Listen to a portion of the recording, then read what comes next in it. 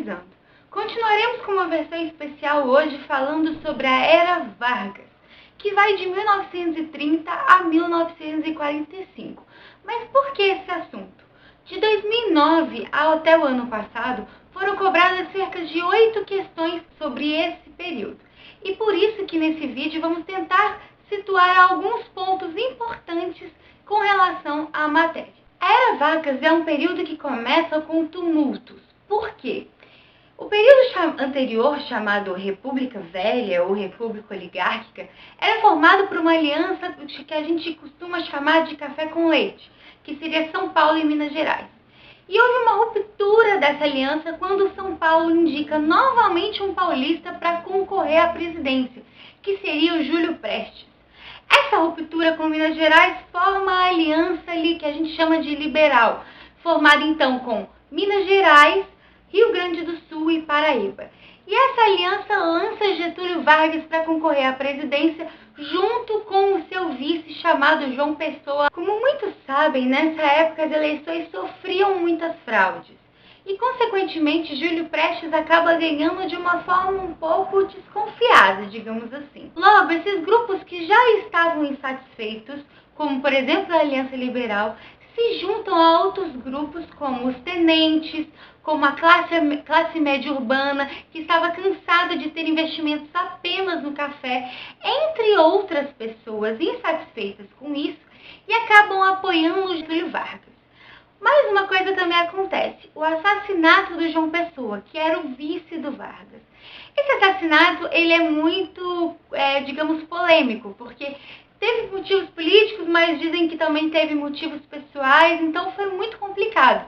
Mas acabou sendo um estopim para o que a gente chama de golpe de Estado de 1930, ou, como é muito visto por aí também, a Revolução de 30, em que o Vargas, então, tira o poder de Júlio Prestes, que ganhou, e acaba assumindo o governo. A Era Vargas pode ser dividida em 3 etapas. O governo provisório, que vai de 1930 a 1934, o governo constitucional, que é de 34 a 37, e o Estado Novo, que é de 37 a 45. Vamos agora citar os pontos mais relevantes desses períodos. A partir do que a gente chama de governo provisório, o interessante é focar que o Getúlio Vargas ele vai centralizar ao máximo o poder. Inclusive, ele vai substituir os governadores por interventores. E ele mesmo vai nomear cada interventor de cada estado. A maioria deles eram tenentes, principalmente agradecendo, digamos assim, ao apoio que os tenentes dão a Getúlio Vargas desde o início do seu projeto. E o que mais vai chamar atenção é que o interventor do estado de São Paulo, que ele vai nomear, é um tenente pernambucano. E isso vai deixar São Paulo com mais ainda a raiva de Getúlio Vargas. Por quê? A oposição de São Paulo com Getúlio Vargas é desde o princípio, já que o golpe de Estado é em cima de um presidente que tinha ganhado e era paulista, que era o Júlio Prestes. Então a oposição ao Getúlio Vargas cresce ainda mais. Ele tenta voltar atrás e tira esse interventor, tenente pernambucano, colocando um civil paulista, porém já era tarde, que dá início então em 1932 à chamada Revolução Constitucionalista. Essa revolução, que foi cobrada no Enem com essa charge que está aparecendo aqui, com esse bandeirante imponente, que representa então a figura do paulista, essa revolução vai então contrário à centralização do poder do Getúlio Vargas e vai exigir uma Constituição, porque o Vargas tinha anulado a Constituição anterior. Então o Brasil estava sem Constituição. A revolução vai ser reprimida, porém ela vai dar certo num seguinte aspecto, porque o Vargas vai acabar convocando uma Assembleia Constituinte. Antes mesmo disso, ele já tinha programado algumas leis trabalhistas, então alguns direitos trabalhistas, e tinha programado também um novo código eleitoral. Essa Constituição vai acabar fortalecendo todas essas ideias de Getúlio. Dentro do governo constitucional de 1934, o início então dele é justamente com a Constituição nova. Essa Constituição vai afirmar algumas coisas que o Getúlio Vargas já estava planejando desde o início do seu governo, como o novo Código Eleitoral e a criação da Justiça Eleitoral, já que as eleições sempre foram um problema, principalmente na República Oligárquica. Ele então cria esse sistema juntamente com o voto secreto e o voto feminino. Então a mulher, em 1934 no Brasil, já podia votar. Só peço que vocês tomem cuidado, porque não necessariamente era toda mulher. Seria então a mulher independente, que não dependia nem de seu pai nem de seu marido. E infelizmente na década de 30 isso era muito complicado. Tem também a afirmação do Ministério da Indústria, Trabalho e Comércio e a afirmação das leis trabalhistas que o Vargas vai criar, que são muito importantes para esse período. Dentro desses direitos, existem vários como o salário mínimo, férias remuneradas, o descanso semanal, a jornada máxima de 8 horas por dia, entre outros direitos, como, por exemplo, reconhecer os sindicatos. Só que tem que tomar um cuidado muito importante também. Esses direitos trabalhistas que o Getúlio Vargas vai criar a partir então e afirmar a Constituição de 34, esses são direitos trabalhistas urbanos. Os trabalhadores rurais nessa época não tinham os mesmos direitos que os trabalhadores urbanos. Esses direitos para a questão dos trabalhadores rurais só vão ser conquistados a partir da ditadura militar. Além disso, nessa mesma época, o Getúlio Vargas vai ser eleito pelo voto indireto e continuar o seu governo.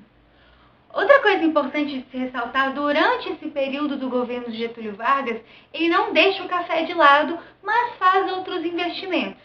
Principalmente porque desde 1929, com a crise de 29 que vai afetar o mundo inteiro, Vargas vai começar a investir em outros setores. Porém, como eu já disse, o café não vai ser deixado de lado. O que se fazia anteriormente, que era destruir os estoques do café para valorizar o preço, continua sendo feito. Porém, o Getúlio Vargas, mais criativo, acaba colocando esse café como combustível nas ferrovias. Agora imagina como ficaria o maquinista cheirando aquele café o dia inteiro, não é mesmo? A partir de 1935 surgem alguns grupos políticos, como por exemplo a ANL, Aliança Nacional Libertadora, com o líder Luiz Carlos Prestes, um líder muito famoso, inclusive por vários outros movimentos. Esse grupo era mais considerado de esquerda, com ideais socialistas. Outro grupo que vai surgir nessa época é o AIB, Ação Integralista Brasileira, que vai surgir principalmente com algumas influências fascistas. Por isso, muitos símbolos desse grupo se voltavam para o fascismo e, inclusive, muitos dos ideais também, influenciados principalmente pelo Mussolini lá na Itália. Dizem que Getúlio Vargas, inclusive, gostava desse grupo, principalmente porque ele tinha admiração pelo fascismo italiano. A ANL acaba sendo fechada em novembro de 1935 e, como resposta, acaba promovendo a chamada Intentona Comunista. Lembrando que esse nome, Intentona Comunista, quem deu foi o próprio governo a esse movimento. E esse movimento partiram das cidades do Rio de Janeiro, de Natal e de Recife, como uma iniciativa de dar um golpe. Porém, dá errado e acaba sendo massacrado pelo exército e pelo governo. A Intentona Comunista vai acabar sendo um artifício para o Getúlio Vargas continuar no poder. Por quê? Devido a esse movimento, o Getúlio Vargas acaba lançando a ideia de que o Brasil estava sob ameaça, sob uma ameaça, no caso, comunista. E como as eleições estavam próximas, Getúlio Vargas queria permanecer no poder, acaba que um chamado Plano Cohen vai ser descoberto pelo governo. E esse plano seria uma segunda tentativa de golpe. Porém, então, para evitar que o Brasil seja tomado pelo comunismo, ou que essa tentativa de golpe aconteça novamente, é que o Vargas vai acabar lançando um outro golpe, que seria o Estado Novo. Ele lança uma ditadura no Brasil com essa desculpa para evitar o comunismo. O momento do Estado Novo vai ser, então, uma ditadura. Nessa ditadura, o Getúlio Vargas vai lançar uma nova Constituição, chamada e apelidada de Polaca, justamente por se assemelhar à Constituição da Polônia. Dentro dessa Constituição, ele vai centralizar mais ainda o poder em suas mãos, aumentando o poder executivo. Além disso, ele vai proibir as greves e atrelar os sindicatos ao máximo ao governo. vai criar um órgão chamado DIP, Departamento de Imprensa e Propaganda.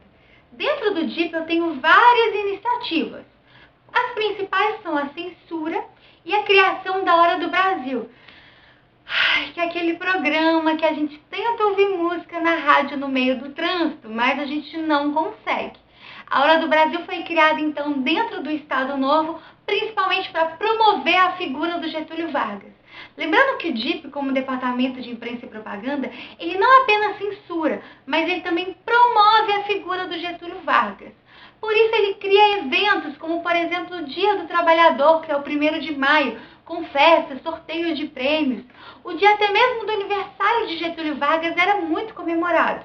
A criação de cinejornais, que seriam os jornais enaltecendo o governo e enaltecendo principalmente o trabalho, já que Getúlio Vargas cria leis trabalhistas e fortifica a industrialização do país, que é um tema muito importante, porque o Vargas, durante o seu governo, ele vai criar indústrias de base, com o que a gente chama de substituição de importação. Com o mundo acontecendo a crise de 29, a Segunda Guerra Mundial, a gente tem algumas deficiências de produtos industrializados. E por isso a gente cria essa substituição de importações. Com as indústrias de base é que finalmente a indústria brasileira vai começar a crescer de fato. Dentro mesmo do Estado Novo, eu tenho a criação da Companhia Siderúrgica de Volta Redonda, a Companhia Vale do Rio Doce e a Fábrica Nacional de Motores, entre outras indústrias que a gente chama de base. Outro momento importante do Estado Novo vai ser a questão da Segunda Guerra Mundial. A princípio, Getúlio Vargas estava neutro, principalmente porque tinha alianças dos dois lados. E gostava da questão do fascismo do eixo, que é com a Alemanha e a Itália. Bom, porém, com a pressão dos Estados Unidos e o financiamento que os Estados Unidos vai fazer na usina de Volta Redonda, o Brasil acaba apoiando, mandando suprimentos para os países aliados. Mas o que acontece é que a Alemanha vai acabar bombardeando alguns desses navios com suprimentos e esses navios brasileiros vão acabar sendo afundados. Por isso, Getúlio Vargas vai ser obrigado a tomar uma posição e ficar, então, ao lado dos Estados Unidos, ajudando os aliados a combater o eixo. As principais batalhas que o Brasil vai participar vão ser na Itália, com a FEB.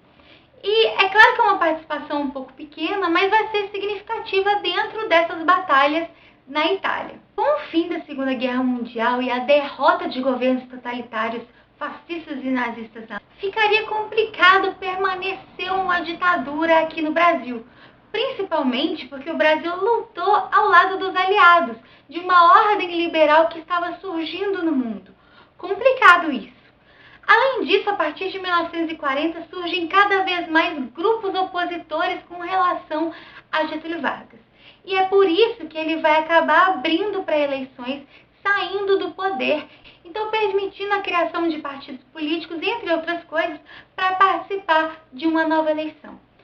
Uma reflexão importante da era Vargas é que, de 1930 a 1945, o Getúlio Vargas não foi eleito pelo povo nenhuma vez, mas isso não quer dizer que ele não tinha a simpatia do povo.